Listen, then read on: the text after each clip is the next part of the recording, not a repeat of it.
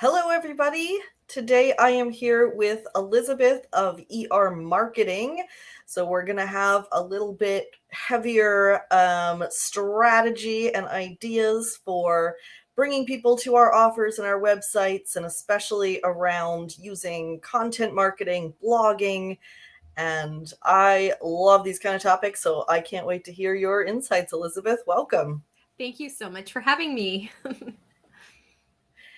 All right. Well, why don't you tell us kind of the basis, the foundation for marketing yourself in the online coaches, course creators kind of sphere? Well, the basis is to get your name out there, and how you can do it, especially because in the coaching industry, people are investing in you. Mm-hmm. And then your philosophies and your values and your processes and your teachings. So if you were a client of mine, I would say, let's focus on you as the brand. And that's very different than you as the person. It can be, or it doesn't have to be. For myself, I also am the face of my business. That's why, that's why I also go onto podcasts and I do videos, I do TikTok videos, I do longer form videos. And the reason is because if someone can hear me and get to know me without any kind of commitment, then it's an easier win or potential win that I really like how you sound. I like what you're saying. I agree with what you're saying. Now I'm ready to book a call with you.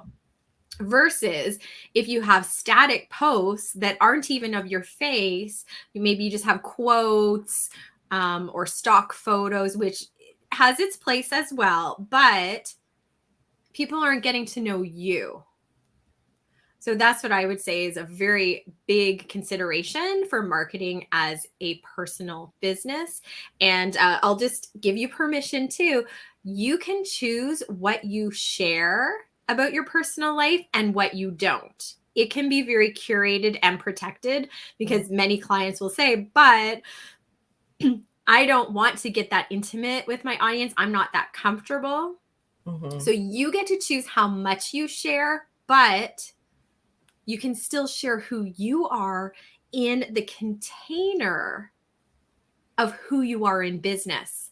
And let's give you some examples because that was, great advice. What does that mean? Yeah, very different from like selling a widget, Absolutely. selling a refrigerator. You're not dependent on your personality. Yes. So if you are a health and wellness coach, why don't you share a day in the life of a health and wellness coach in terms of how you interact with clients? You could show yourself doing your own wellness practice and what that looks like. Perhaps unpack a morning routine, an evening routine that will illustrate, if that's part of what you teach, that will illustrate in a judgmental or non-salesy way what your process is, because I am watching the story of a morning routine. And then when you work with me to design a morning routine, I, as a potential client, have a sense of what that could look like and if I like the idea of that or not. Yeah, I can kind of picture themselves in it. Absolutely. And so I recently invested in a wellness coach, a physical wellness coach. And what I like about her is she focuses on mindset, body, and so the nutrition and the physical workout. But mindset is the first starting point. And why I chose to go with her is because she was visual. I saw her doing workouts. I saw her physique.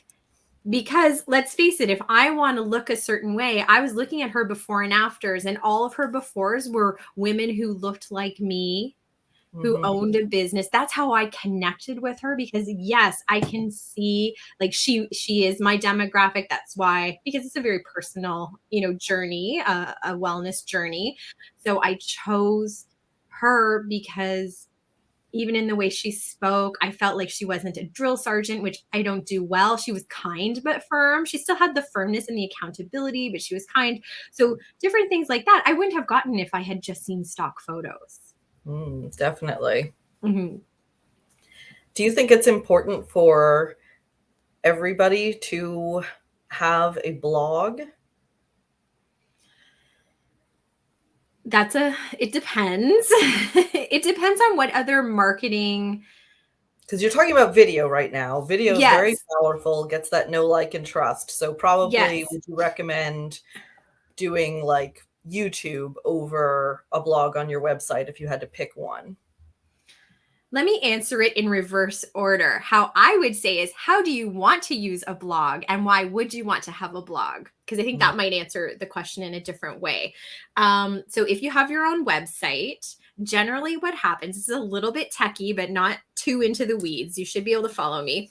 Um, Generally, when we publish our website, it gets crawled on. I'm going to use Google as the search engine, but it could be Bing, Yahoo, any kind of search engine out there. They're going to crawl with little spiders and they're going to index so they know what you are. So they would know that I specialize in marketing strategy and content writing, or if you're a wellness coach, they would know what kind of wellness you are in or whatever your services or products are. Because a search engine's number one goal is when I type in a question into the Google search bar and say, health and fitness coach in Toronto, Canada, which is near where I am, they want to give me the exact results. They don't want to have a guessing game. Their number one goal is let me take you there and, oh, you're finding what you want because you're staying a really long time. Great. I'm more likely to show that website again in a similar search, hire for free. So this is answering the blog question. You have to know the background of why we do it. So when you set a website, those spiders are crawling, they're indexing. But what can happen over time is if there's no activity on a website, eventually a year goes by, 2 years go by, there's been no activity, and the browsers may say, is this business even still happening? Like nothing's gone on. So you're likely to drop naturally into the rankings because they don't know if you're still in business or not. So a blog is part of the strategy twofold. One, it keeps fresh content coming on to your website. And one of our most popular services is to take that piece of content and make sure you're represented everywhere in your digital marketing.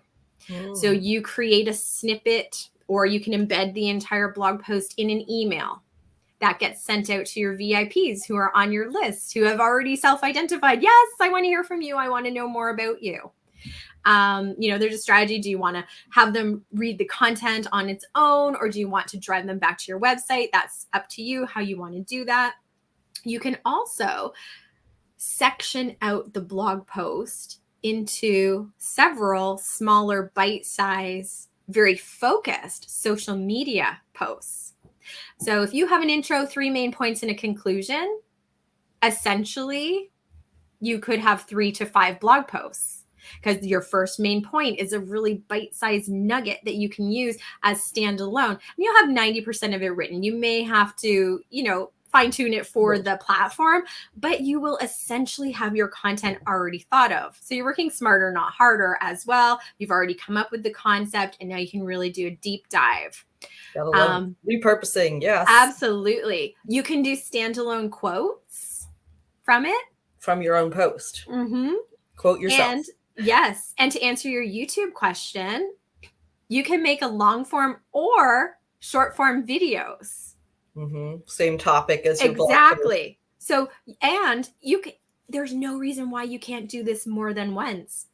So if you're doing written excerpts in your sections as a social media post, then use that same script. Use the text as a script and use it in video format. If someone is following you that closely that they see that you're repurposing, then you can actually thank them and say, thank you, it's working. Now I know that you're seeing it. Because I always feel like when I catch that in somebody else's feed, I'm always like, I feel special. I feel like behind the scenes, I see what you did there. Like, yeah, positive feeling. And you're probably also studying as a business owner too. Wow, you can show it more than once. And how did I feel when I saw that more than once? It reinforced the message. It didn't upset me. Yeah, it made me feel closer to that person because it Yes. like kind of humanized them, that I could see a little bit of their strategy behind the scenes. Yes. And there is a saying that I believe it takes, well, just like, any new habit, it takes like 28 days. It takes for you to act on an ad or something that you've seen several times before you even click the read more button. Yeah. Often when you're scrolling on social media in particular is what I'm referring to. But yeah. And then if you're doing a long form video, essentially the whole blog post is your script. Mm-hmm. You can embed it into the blog post, which is having people stay on your article longer. You're getting YouTube credits too, because the longer watch time, and vice versa on YouTube, you can drive people back to your blog post to read it, because people Always digest things. funneling. Absolutely. Always funnel. And people digest things in different ways. Some are auditory, some are visual. Some like to listen while they read. That's why we have closed captions. Well, obviously there are accessibility issues as well, Yes. but it could be learning. I know sometimes I like to read a book while I'm listening to an audiobook if it's something that's really heavy and I really want to get it. And then I can, pause the recording and highlight where I need to. I have a friend who's doing she reads the blog posts and has it as an audio because her audience are older and that's easier for them. And I said, why aren't you putting that onto a podcast? You already have the audios. Publish it to a podcast. Absolutely. So I saw in your materials that you have a formula for the perfect blog post. And I am do. dying to know more about that. So what many people find the biggest problem of getting started for blogging is the blank page. Just like in high school or grade school when you were tasked with an essay and you just had your little stack of blank note paper or the computer screen with the blinking cursor, it's very overwhelming. And in English class, you probably learned a skeletal plan, or you come up with your ideas. That's very similar to what we're going to do for a blog post. So an intro, 3 main points, and a conclusion, and aim for a minimum of 100 words per section will give you a 500-word blog post. That's pretty decent. Yes. And then, if you want to have longer form, you can include examples to expand on that and make it longer, but it makes it very digestible and it's less overwhelming to, okay, I can do 500 words, or if that's even overwhelming, I can write a 100-word intro. It's like a paragraph. It's And if you've never counted your words before, it goes faster than you think. Yeah, 5 to 7 sentences, I believe, like on medium length sentences. Yes, absolutely. And then the other part is choose a keyword that is related to what you're speaking about. Google it though, research it. What are people actually asking? Pretend you are the reader. So I'm going to follow up with that morning routine that we used. So what is a good morning routine for a woman in her midlife, you could say? And Google that. See what kind of questions come up, because it will also say people always ask or often ask or something like that. That's how I get my 3 sections. I answer those questions. Very and nice. Then, because I know people are asking it, I'm more likely to rank for those answers to be the article that is get that there. Snippet where when people say see more, it's your article. That's absolutely. Absolutely. So between researching your keyword, researching questions, and actually use that exact question as your header too. Boom. That's my perfect formula. Let the research help you so that you don't have to. I mean, hey, if you want to do it all 100% on your own, that's fine. But when you're researching and playing the game, playing the tools so that they can work to your advantage, I think that's the best way to get you seen, and it's not as hard on you. It's kind of market research, because otherwise you're just guessing what you think your audience wants to read about. But if you do a little bit of that research, you can actually know what your audience wants to hear about and know how to serve them better. Yes. And give your own perspective. Sometimes I don't even know I have a point of view on something until I'm like, oh, that's interesting. How do I feel about the answer to that question? Yes. Very cool. So when somebody gets started working with you, what is the very first step? All of my services are in a circle. They're not linear. We are going to jump in wherever you are. But the questions I would ask in order of importance would be, do you have a marketing strategy? And if they say, what's that? Then we go back and say, what are your business pillars? You really have to have an understanding of what you sell and, services or products. It doesn't have to be necessarily packages, but it has to be very clear. So for the health coach, is it mind, body, soul? Or do you focus on a certain, maybe it's spirituality? And then under that umbrella, what all is included? So let's say you're a spiritual coach and maybe you help empaths tap into their energy. This is outside of my wheelhouse, so I'm apologizing in advance if I use the terms incorrectly, but I'm just trying to illustrate it so that you can understand. So if you're an empath, or maybe you are introvert and you are working on, your best self, how to bring it forward. So if you're a business coach in that sense, or I can't think of any other example, but so you really want to know how exactly are you helping, and work backwards from, okay, if I had a discovery call and someone had this problem, this is how I would help them. That's how you can identify pillars. And by pillars, I mean things that you can repeatedly talk about over and over again. I'm going to use my pillars to illustrate, and this is actually answering the question of the circle of how we go. So marketing strategy, website, and then we write content for your website, your blog posts, your emails, and your social media, whether they're standalone or all together for a holistic digital marketing approach, where you really maximize that one piece of content and push it out in different ways.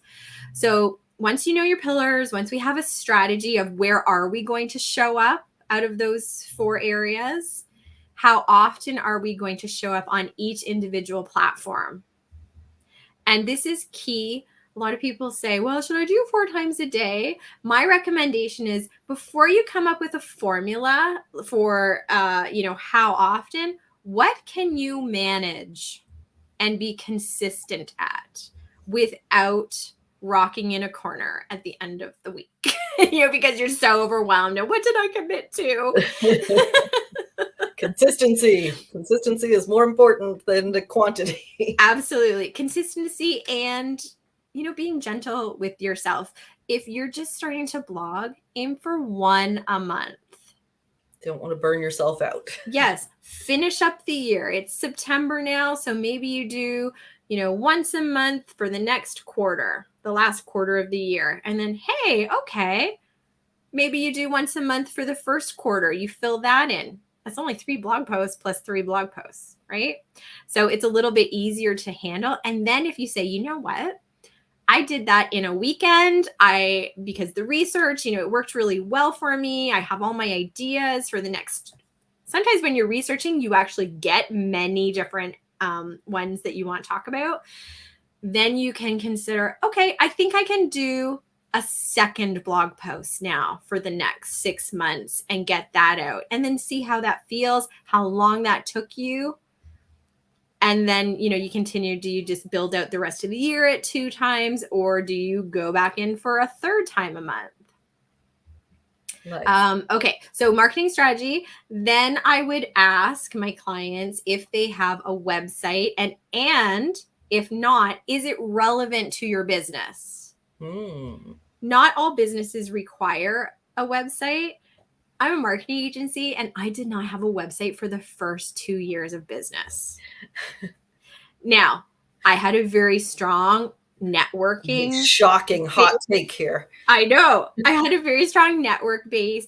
I, word of mouth, but then the world closed down. So I needed to be represented more. And, as I was saying, there are reasons why you want to have a website, but sometimes you just have to start your business and get clients and just do the work, right? Building a website is not going to be paying you while you're doing it. So what is your priority? True. I think a lot of us get hung up on, I need to have all my ducks in a row, all my systems in place, everything perfect, and then I can start talking about it. Then I can go out and, Absolutely. I'm definitely guilty of that.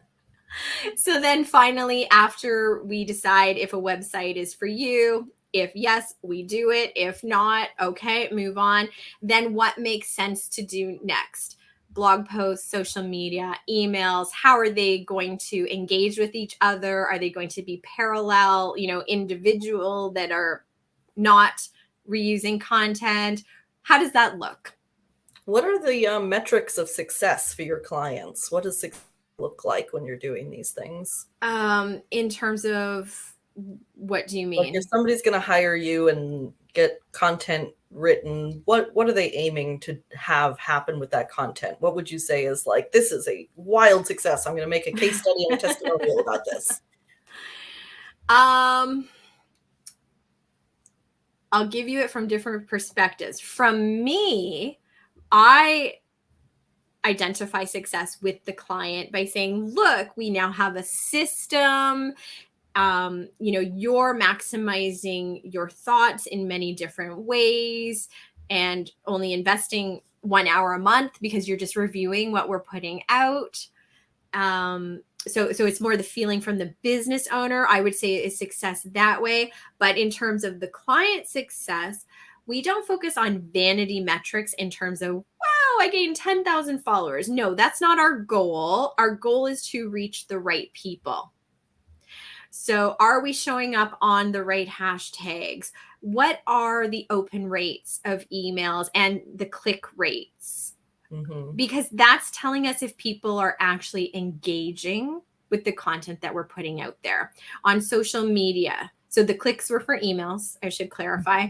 On social media, are you getting content, comments? Are you getting reactions depending on the platform? Like what's happening? Or are we just, shouting into a void? And what's our goal? Because some of our goals may be on social media, let's just show up, put what's out there because we know people are going to see it who aren't going to engage. But perhaps we also have a side strategy that's engagement because it's social media. 2 different words, 2 different approaches. The media are our posts, and it is as though you had a sign on your lawn. People have to drive by your house or your brick and mortar business to see that sign. Just like they have to find your post, whether it's given to them in their For You page as they're scrolling. They find you by a hashtag that they follow, or they come directly to your account. Then the social part, which I actually put more emphasis on, and we take over the media part so that you have your 15 minutes or 30 minutes a day to go and engage with your ideal audience, whether that's your followers or people who are following you. Leave genuine comments on their posts. Mm-hmm. We all like to be seen. And, let's put it 2 ways. Whether you are yourself a potential consumer and someone follows you who you're a fan of, you're like, wow, they saw me. Or, you're putting out your content and people are leaving comments. Doesn't that lift you up? you feel seen and you feel like, yay, when I'm putting out. So don't just say yay or leave like a high five or, hands up. No, you want to leave a meaningful comment. It does not have to be an essay or a paragraph, but it can be relevant to, I really like what you said in the podcast. It resonated with me. Something like that.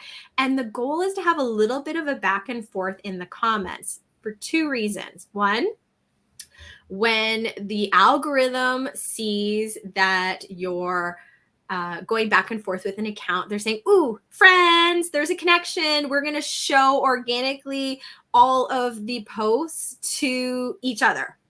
So you're going to get in their world, they're going to get in yours. The second is other people are watching too.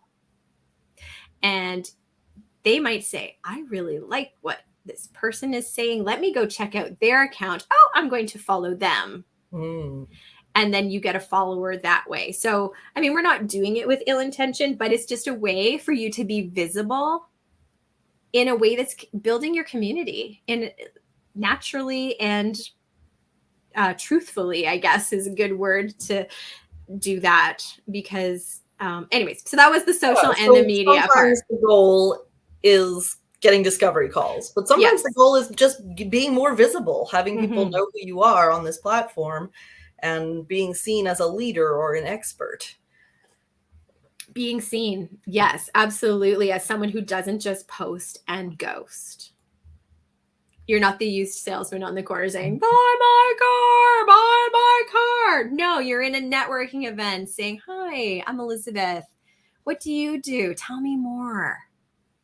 With that in mind, do you recommend that people narrow down on which platforms they're on rather than being on everywhere possible?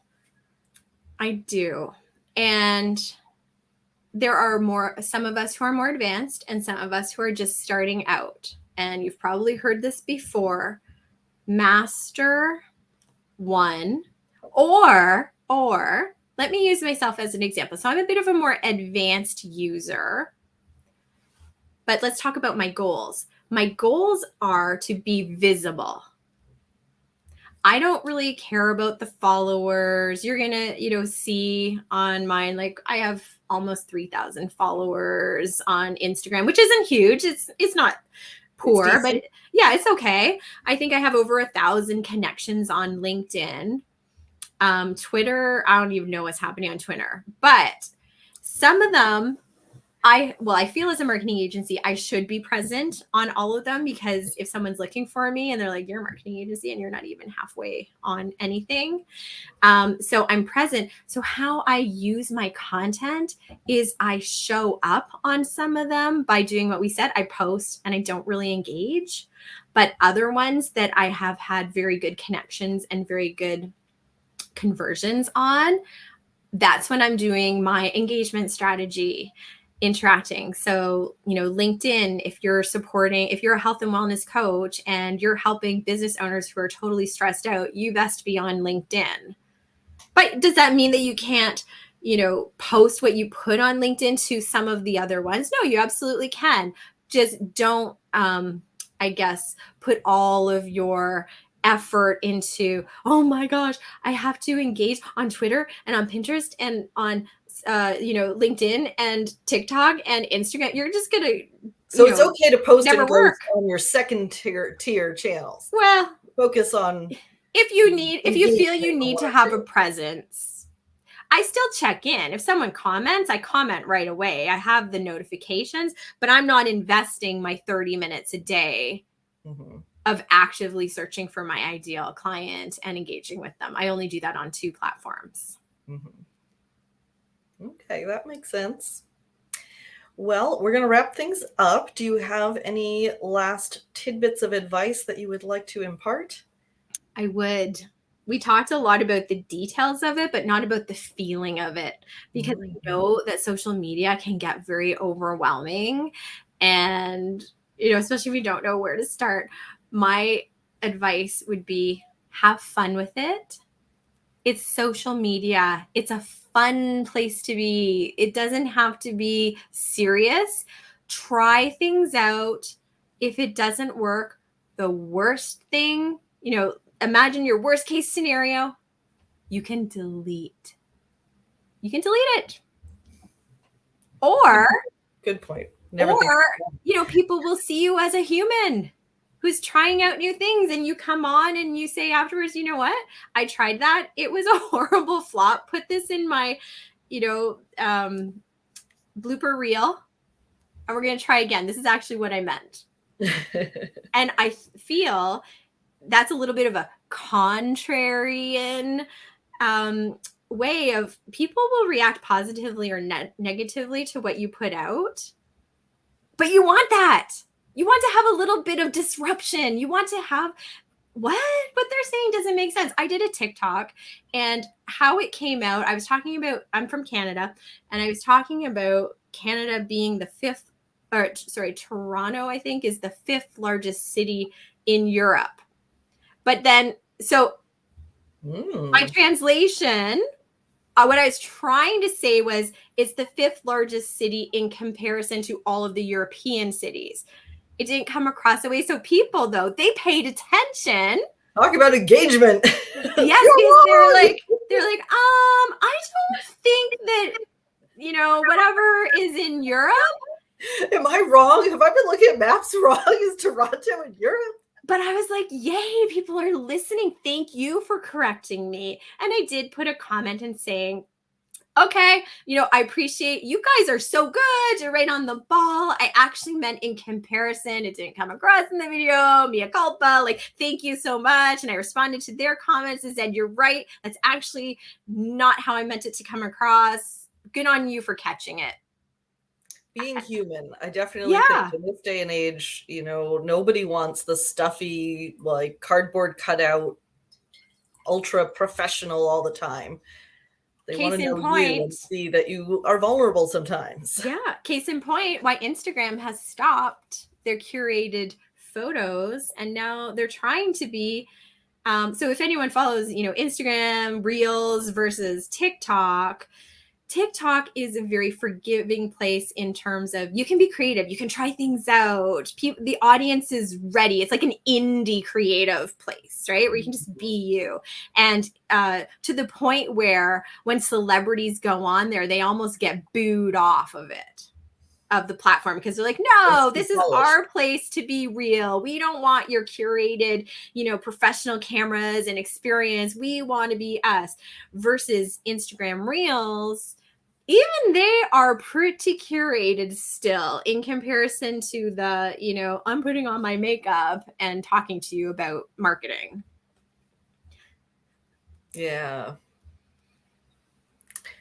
Instagram is one of my faves, but I like it as well. I miss the static posts because, I go to different platforms for different things. I don't want TikTok on Instagram, but they have pros that are different. However, give it 6 months and then TikTok will be the same as Instagram because they're all fighting for the same space. It's true. All right. Well, on that note, we will wrap things up. Thank you so much for coming on with us. And I will be sharing this video on YouTube and the audio on Anchor so people can continue to come back and listen to your insights for years to come. Thanks so much for having me.